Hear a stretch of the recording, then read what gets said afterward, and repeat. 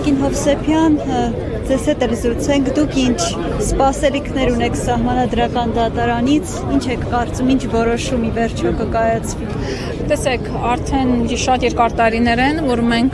դատական համակարգից մեծ սպասելիքներ չունենք, որովհետև այն դատարանները, որի դռները կարող են փակվել մեկ մարդու հրամանով, այն դատարանները, որի բարձրագույն դատական խորհրդի նախագահան կարող է մեկ SMS-ով աշխատանքից ազատվել, նման դատական համակարգից մեծ սպասելիքներ ունենալ պետք չէ։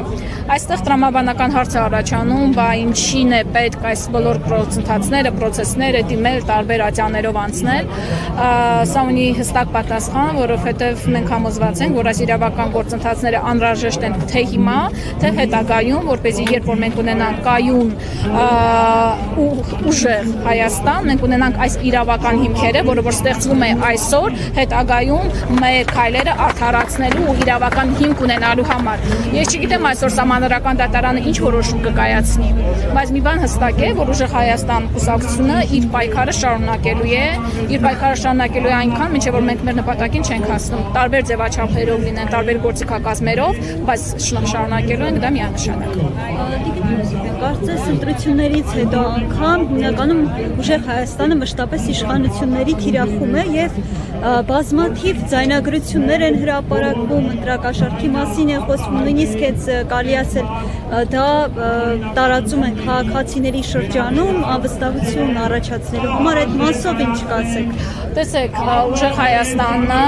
այո, իրավացի եք, միշտ եղել է այսօրվա իշխանությունների թիրախում, սկզբնավորման, հենց սահմանավորման փուլից մեր ձևով շարժումից սկսած, սկզբում ասում էին փոքր շարժում է, ոչ մի հաջողություն չի ունենա, վերջում ենք վերածվեցինք Հայաստանում ամենախոշոր ընդդիմադիր ուժի։ Այնպիսի բռնաճնշումներ, որոնց որ ենթարկվել է ուժեղ Հայաստանը, ինձ թվում է ամբողջ պատմության ընթացքում որևէ ուժ այդքան բռնաճնշումների չի ենթարկվել։ Մեր թիմակիցները տասնյակներով անգամ ընտրությունների օրը ձերբակալվում էին այսօրվա իշխանությունները հրամայված Ադրբեջանի ու Թուրքիայի կողմից Ալիկ Ալեքսանյանին եւ բոլոր մյուս մեր քաղբանտարկյալների համար մենք շարունակելու ենք մեր պայքարը բոլոր հնարավոր հարթակներում, բայց ամենակարևոր պատճառը, որ այսօր Հայաստանը վերածվել է քաղբանտարկյալների թանգարանի բաց երկնքի տակ, դա այն է, որ այսօրվա իշխանությունները բռնապետական իշխանություններ են, չկա խոսքի ազատություն, չկա իրավունք եւ չկա օրենք։ Ուժեղ Հայաստանի հետ համագործակցող ՀԱԿՎ-ի անդամներից Ավետիք Չալաբյանին եւս այո, ճիշտ եք ասում։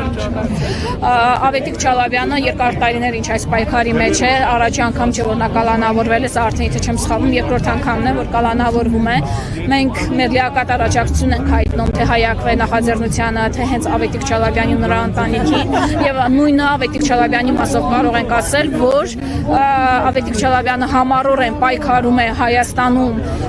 հայկական իշխանություններ ունենալու համար եւ այսօր դրա համար ինքը գտնվում է անազատության մեջ։ Տեսեք թե քանի օրինակներ կարող ենք բերել։ Երեք մենակ կարծես թե դատերի օրեր դատվում էին մեր սրբազանները, դատվում էին լեգենդար հետախույզը, դատվում է Ալիկ Ալեքսանյանը, բոլորը այսպես մի այնպիսի շրջափուլում ենք ապրում, որ ամեն սովորական հայաստանյան օր մենք անց ենք ասում դատարաններում, որովհետեւ դատվում են հայրենասեր մարդիկ։